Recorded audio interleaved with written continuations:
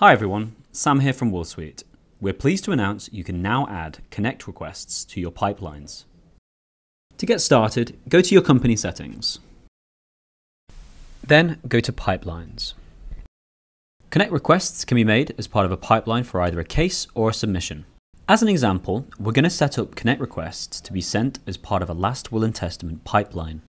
We're now going to click Add New Step and add in all the information we'll need for it.